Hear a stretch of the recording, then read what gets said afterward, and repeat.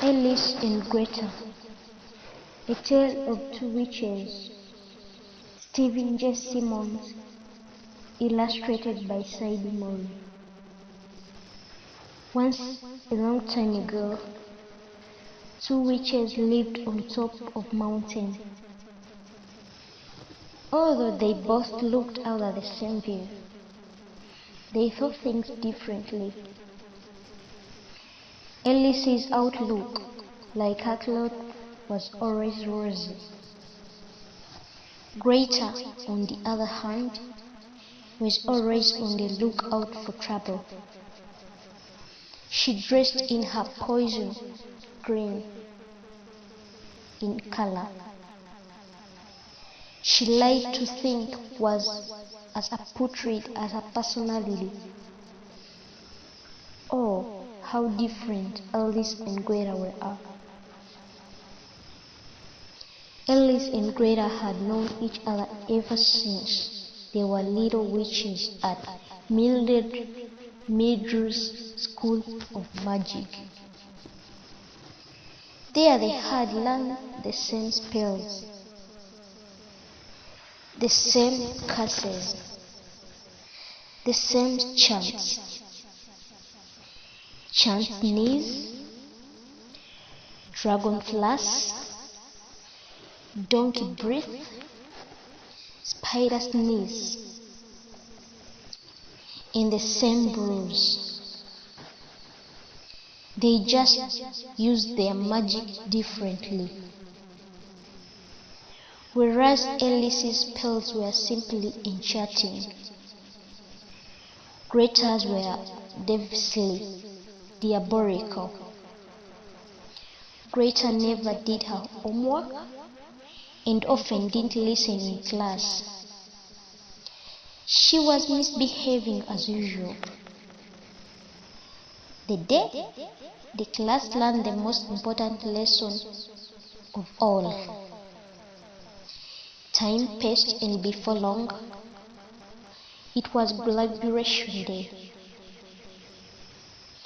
Alice and Greta flew off into the world to weave their spells and home, work their witchery. One day, Alice was flying high above the seashore when she spotted a sailboat stranded on a sandbar. She waved her wand in circles high above her head and whispered, "Come now, moon, and from the tide, take this family for a riddle." A huge whale rushed toward the boat and lifted it safely off the sandbar. The family waved their thanks. On the other side of the world, Greta was using the same spell just a little differently. She saw some children building a sandcastle on the beach. They had worked for hours on the lowers, tunnels, and moats. Just as they finished, Greta waved her wand in circles high above her head and whispered, "Come now, moon, and turn the tide. Take this castle for a ride." Meanwhile, Alice had come upon a small boy or a field calling on his lost puppy. Alice knew what to do. She waved her wand and chanted, "Puppy dog, puppy dog."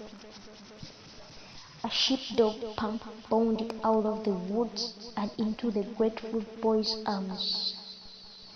Alice smiled and was on her way. At that moment, Greta was busy being a bad sport. She had passed a school soccer team playing for the league championship. As one girl was about to kick a goal, Greta waved her wand and chanted, Scoreboards disappear. Not only the girl's boy, but every ball on the field disappeared. The puzzled players searched until dark, but they couldn't find a single ball to finish the girl. Everyone went home. Greta sneaked and flew home to her cave, delighted with her dirty work. The next day, Greta was sipping her morning. She was bored. It was time to stir up trouble, but why? She tossed a few things into cauldron. When the smoke, time to brew, time to bubble, time to stir up nasty trouble.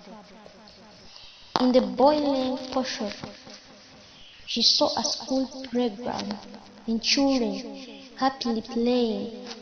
Greta jumped on her broom and flew off in search of the school. Within minutes, she arrived at the same scene that had appeared in her cauldron. Rubbing her hand with delight, Greta said, "The children are so sweet, but I can make them even sweeter." She waved her wand at the Fluffy clouds overhead and cackled. Cackled.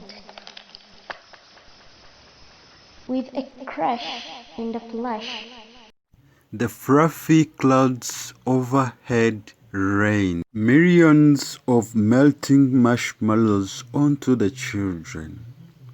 At first the children were delighted, but as soon as they realized they were stuck in the gooey, sticky marshmallow mess, they called for help. Greta just laughed and laughed. Alice heard their cries and appeared from behind a crowd. believed I want to help. Greta spotted her. "Oh no, you don't," she yelled, and pointed her wand at Alice. "Take this sticky, droppy girl another sweetie for the stew." A million more marshmallows fell on Alice.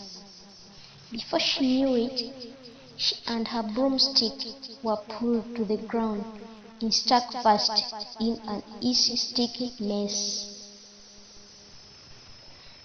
She was helpless, unable to lift her magic wand. Alice struggled, desperate to think of what to do. Then she remembered something she had learned in school. She looked at Greta and said these words, Wherever you chant, wherever you brew, sooner or later comes back to you. Nothing happened. So Alice added a little spell of her own. "Make it sooner, not too late. Help me now, I just can't wait." With that, the marshmallows lifted off Alice's and the children and landed on top of Greta. The children crowded around Alice and cheered. To this day, Alice lives in her cave on top of a hill, where the view just keeps getting better and better. And for now, Greta is stuck learning something she should have learned long ago.